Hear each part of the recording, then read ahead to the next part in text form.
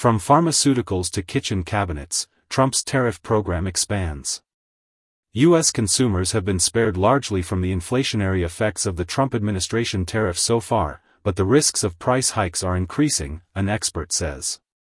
Since returning to the Oval Office in January for his second term, U.S. President Donald Trump has announced a series of tariffs on allies and adversaries alike.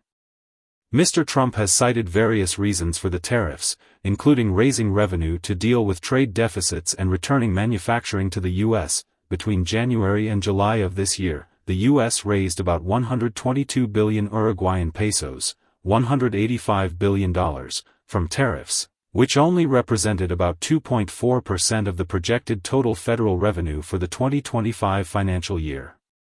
The Congressional Budget Office projected the federal budget deficit will be $1.9 trillion, $2.8 trillion. Monash University economist Robert Brooks said the risks with increasing tariffs were that they become difficult to rein in. The inflationary impacts on goods have largely not been felt yet, according to Professor Brooks. That's because the foreshadowing of some tariffs allowed businesses to build up inventory ahead of time. There's also seemed to be some evidence of U.S. firms adjusting their profit margins and not having the full pass-through to consumers, Professor Brooks said. So that combination of building up industry inventory levels, and the combination of reduced margins has, to an extent, moderated aspects of the tariff policy impacts on inflation.